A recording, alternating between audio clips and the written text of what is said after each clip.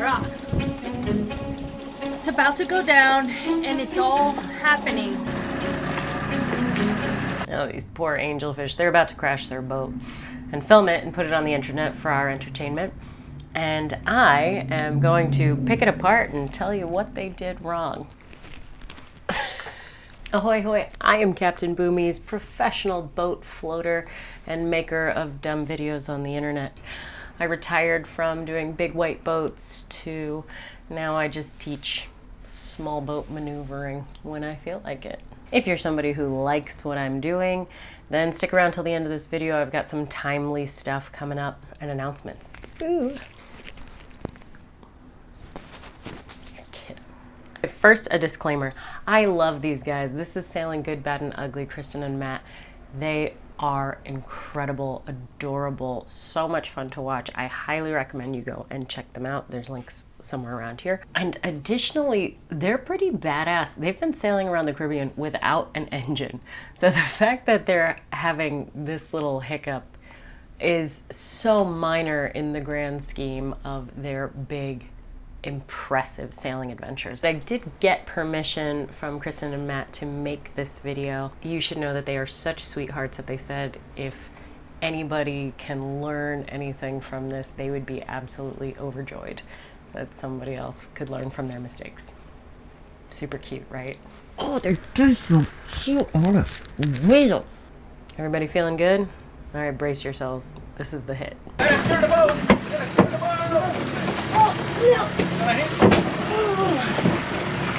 Ooh. I'm sorry. I'm so sorry. So how did our two heroes find themselves in this situation? Well, they didn't have an engine, so they had to figure out another way to get their boat into the slip where the yard is that they're going to get their new engine. So congratulations to that. And they have to back into the slip, which means using the dinghy, especially because most marinas won't even allow you to sail into the marina. So that's out. All in all, this is a very difficult docking, and I'm very impressed at how they handled it top to bottom. There's just a couple of tweaks here and there that I would personally make just because I've been doing it so long and I've been stuck in similar situations. Alright guys, so obviously we're using the dinghy to tow our big boat into the dock slip today, and we've been towing with the dinghy a lot lately, and it sparked some very interesting conversations in the comments. There's a lot of different teams that people are on. There's the hip tow team, there's the push the boat with the dinghy team, and there's the pull it with a rope team. I feel like pulling it with a rope is kind of harder to do, and it gets me far away from the boat, which I think is kind of more dangerous. If something were to break, Kristen would kind of be screaming for me and I'd be way up there, wouldn't be able to hear.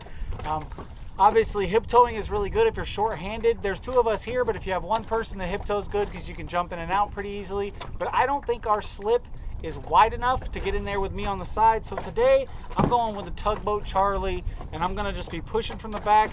I think I can pull in, do a quick J hook, and just back it right on in there. And I think this is gonna give me the most control. Matt is totally right here. Since there is no room for the hip tow, that means they have to do a stern tow. Unfortunately, this does bring me to mistake number one, and that is the dinghy is tied way too loose. It should be snug up on there.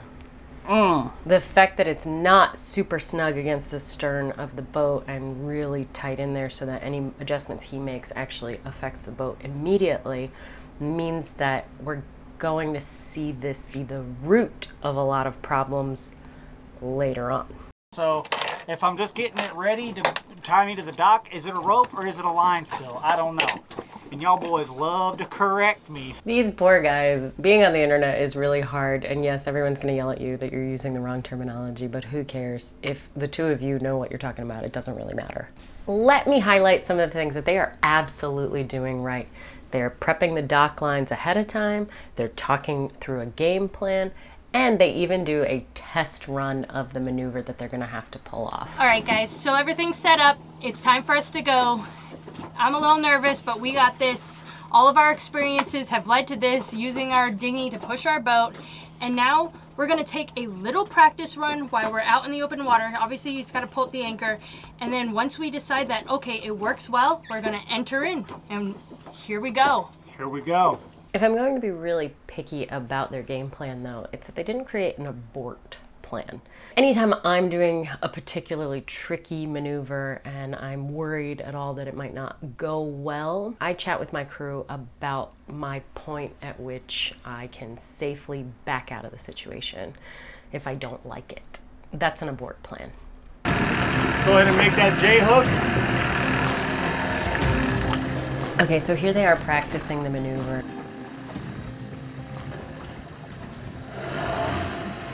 Okay, we start going backwards. I'm just so stressed out about how loose those lines are.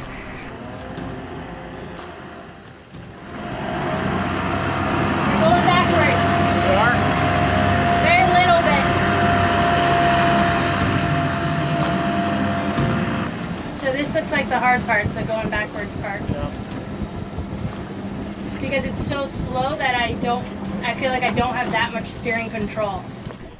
And sure enough, they find out that she's got no steerage backing up. But it's not actually that she doesn't have steerage, it's that the dinghy is pulling in such a wonky way that neither of them have any real control over what's happening. Yeah. All right, let's just head in there and see what we got. Are you going to tell me when to turn, or should I decide? Okay, get a little bit closer to the poles. Now this part confused me just a little bit. He asked her to get closer to the poles, and I can't think of a good reason for this, other than maybe he's hoping they can make a really sharp skid stop turn in order to pull off. Gosh, I don't know. It seems so unlikely to me. I would give myself the wiggle room knowing that my J-turn is going to come in and have to be a big sweeping J-turn, not a nice sharp one like I'd be able to do if I had my own engine. Okay, let's go in that first slip. So here he's asking to go into that first slip. I personally don't know what that first slip means. Is that the one closest to us? Is that the one farthest from us? I'm hoping she understands his language because, again, this is a rope lines issue. But if I were on the helm there, I wouldn't necessarily know what he meant by that. Where just the rope is. So I can have the dock on this side. So go ahead. I don't know what Go ahead and turn. And she doesn't know what he meant by that, so okay. Hit your turn. We're gonna come in on this one, just on the other side of this gray boat. Okay. And now he's talking about being just on the other side of this gray boat. You don't know this because you haven't seen the rest of the video, but I'll scroll ahead for you right now. Now you can see it really well. There's a gray boat and a gray boat. There are two gray boats on either side of the slip that he wants, and then there's two slips in between. And I know that these are high intensity situations and you're on camera and you don't want to be yelling too much information because it confuses the other person, but there's not nearly enough clarity here. And That sounds really, I don't think so. I think we should go what our plan was. I think we should stick to the plan. I just feel so bad for them right now because I know right now, before anything's gone wrong, that something's gonna go wrong. Oh, poor things. All right, let's keep going. I love the intense music.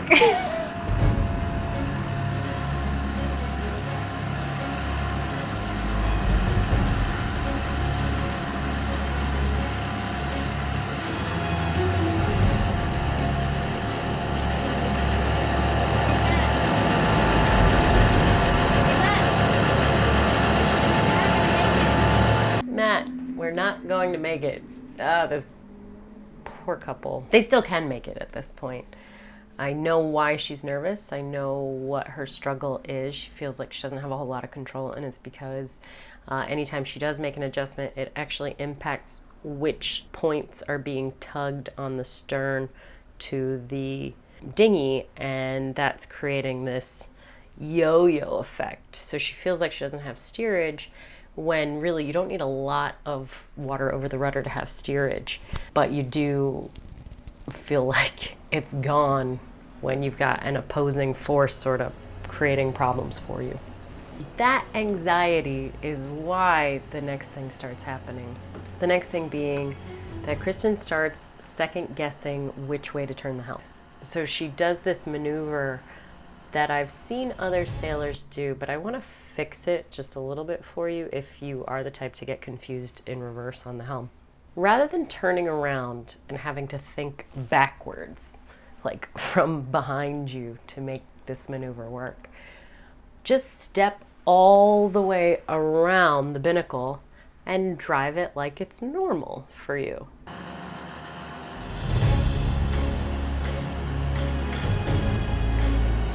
Now I'm stressed out because the dinghy should have been out of gear ages ago.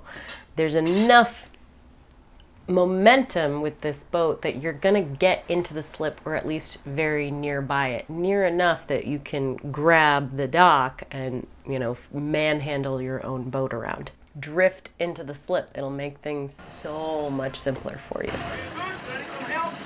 I think we're gonna be good for now. Okay, so here's Matt finally throttling down, but he's throttling down to hear what the folks on the dock are saying. In fact, they both have sort of lost focus at this point. Here it is. Here's where everything that was going wrong comes to a head. Kristen was confused. The helm is the wrong way. The dinghy is so loose that Matt wanted to recover by pulling the starboard side over away from the dock, but he can't because his boat basically has to pivot all the way around before he can get any kind of purchase on that starboard side to start dragging it the wrong way. And he's fighting the rudder action anyway. So that's why this hit happens, really. They had so much momentum. If she had just stayed and steered and he had kept it out of gear, they would have, gently drifted along here. I'm so sorry that I'm picking on you, Kristen, but I gotta add this one other thing, which is don't leave the helm. It's never a good idea to leave the helm because that's when people get hurt. That's when they try to put their body in between the dock and the boat, and injuries happen that way. I'd always rather, even if you've got nothing but a helm that's barely giving you any steerage, stay on the helm. It's much safer that way. But I respect how quickly she can move. My God, my butt does not move that fast. I am so impressed. Yeah.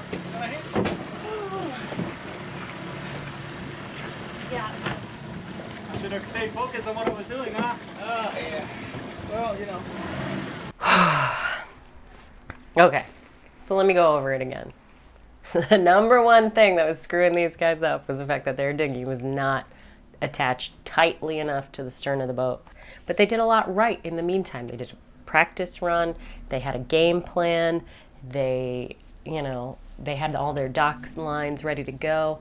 They were doing a lot right. Then the turn happened, and I was a little iffy about how tight they were to the pilings when they made the turn, and I really didn't like the communication of gray boat, which gray boat, which slip next to which gray boat. I thought that was a little iffy.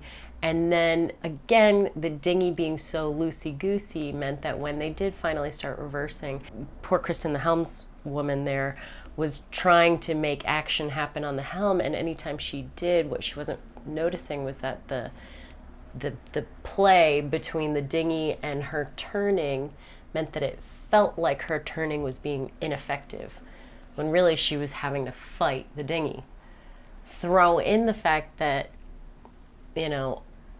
she's getting real nervous, and now her steering isn't clean and clear anymore, and fighting the actions of Matt, it makes it so that they were doomed. The only way they could have saved this, though, was if they had taken it out of gear way, way, way early, and then just very, very slowly by hand walk the boat the rest of the way in. You can do it. You don't have to drive all the way into the slip. You just got to get close enough. Close enough counts. We made it in the dock, but we scraped the side of our boat. We were obviously really upset, and we don't want to just go cussing on the camera. I do want to cuss on camera. Okay, go check out Sailing Good, Bad, and Ugly. They are so much fun to watch. So very attractive. If you've seen some other boating shenanigans happening out there and you'd like me to dissect what went wrong, please drop those in the comments. I'll take a look at them and I'll make some more videos like this. If you hated this video and never want to see anything like it ever again, also drop those in the comments because the algorithm likes it anyway. And now for that bit of news I wanted to tell you about. I'm going to be at the St. Pete Boat Show this coming January 20th through the 23rd.